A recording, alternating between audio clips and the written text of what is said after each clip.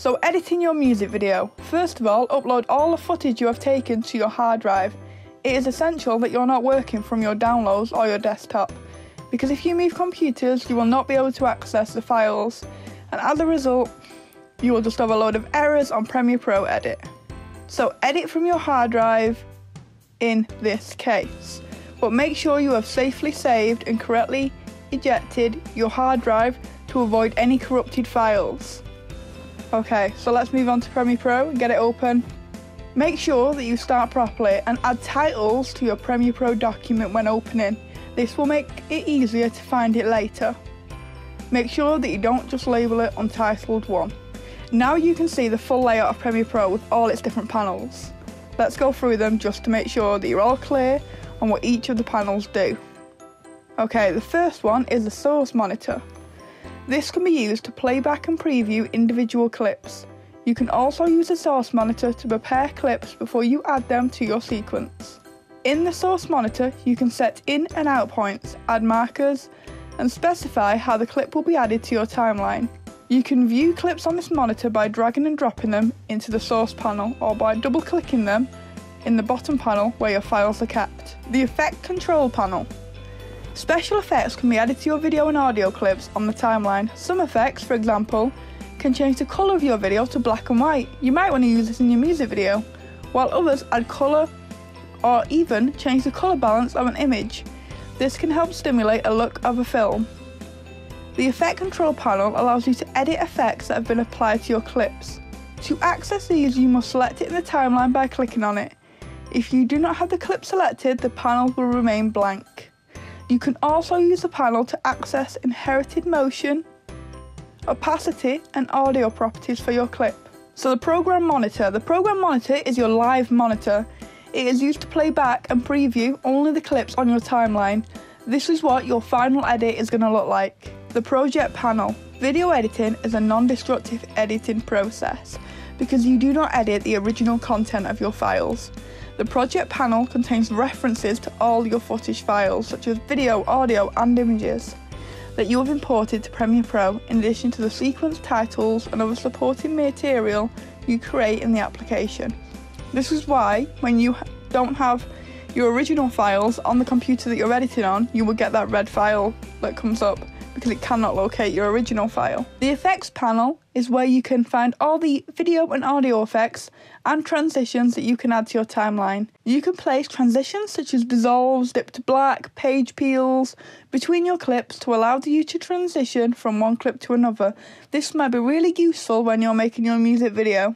You can add effects such as black and white, levels, balance to individual clips and change their appearance or audio qualities. Another panel that you might find helpful is the history panel. This helps store and list all the actions that you perform to change the state of your project in the current working session. As an alternative to edit undo or keyboard commands such as Ctrl-Z for Windows and Command-Z for Mac, you can use this panel to jump back to any previous state in the current work session. This is really helpful when something has gone wrong. However, you should note that changes you make to the program that affect the panels, the windows or the preferences are not stored in your history panel. Also, when you close and reopen Premiere Pro, the history panel is automatically reset and you lose access to the previous state of the project. So the tools panel, you might use this a lot, especially when editing on your timeline. The panel stores various editing tools that you can access in the application. The cursor changes the appearance based on the tool that is active and the type of content you are hovering over. So the selection tool is the first tool that you'll see on this tool list. You use this tool to select the clips, menu items, buttons and other objects found in the user interface. We recommend you configure the selection tool to be selected by default after using the most specialised editing tools, since most clips and interface interaction require the selection tool. The next most popular tool is the razor tool. You use this tool to split clips in the timeline. Click any point on the clip to split in that exact location. To split all the clips across all tracks at the exact point, press and hold Shift key while clicking on the clip. The next one is your timeline panel. We've referenced this already a few times, but this panel you perform the majority of your editing work on.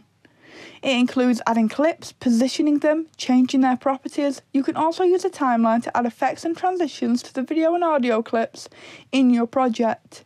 Each sequence in the project is a separate independent timeline. When multiple timelines are visible, the panel uses tab display similar to a web browser to separate each. This makes it a lot easier to organise your timelines. The audio meter panel. This panel shows the volume units meter. It shows the volume of the clips that are on your timeline. The display in this panel is active only when you preview the video and the audio clips in the timeline. This is really important to make sure that your video clip and video files are not too loud, because as soon as it goes into that red zone, you need to make sure that you're lowering that audio. Alright, so we are ready now to upload your footage to Premiere Pro. Now what I recommend is you watch through all of your footage. Once it's on there, make sure that you're watching it in the source monitor. And then label them so that you have an easy job when you need to find specific parts of your film later. Remember, the key to being a good editor is staying organised and not just to rush it all together in the timeline. To rename your clip, you right-click on the file, click Rename, and then enter the new title for that clip. Okay, so now you want to add your audio file for the music you'll be adding your video content to the timeline, and it should look something like this. You need to start listening to your audio and start adding markers on your timeline by pressing M on your keyboard at specific points of your audio. For example, when you hear a beat or certain lyrics that you want a specific visual to match. So now you can go back to your footage by watching it in the source monitor on the left hand side. When you've found a specific area that you want to cut and add to your timeline, you need to hit I for when you want the clip to start and O for when you want the clip to end. That stands for input and output. Now, still on that source monitor on the left hand side, you need to drag the video icon to your timeline. You placed your marker, so you want that visual to match where you put your marker. So to only drag the visuals from your clip, you need to make sure that you are clicking on the visual only icon on the source monitor. Okay, now going back to our timeline, you can zoom in and zoom out to see your clips on the timeline a little clearer by dragging on the circle in the bar on the bottom. Can you see the circle? If you drag it to the left, it will stretch everything, and if you drag it to the right, it will make everything smaller. Alright, so you need to continue this pattern. You'll need to look at your storyboard and your annotated lyric sheet that you have created and start adding the markers to your timeline to, in your pairs, decide where you want your visuals to go to match your song, to create your music video. Alright, so you might want to add some effects to your video as well, maybe black and white, maybe you want to emphasise a certain colour. So what you need to do in order to do that is go to your effects panel on your Premiere Pro document. On there you can go to video effects, scroll down to your image control and you will see the option for black and white, and you can then drag that onto your video file on your timeline, and you can then go back up to your adjustments and change the levels. You can change the lighting effect, play around with the blur and sharpness. All of these will give you a certain effect that you want your music video to have. Maybe you want to make it look old.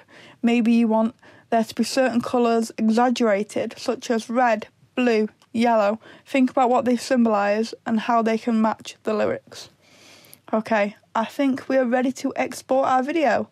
So next you go to File, Export, Media, and a box will pop up.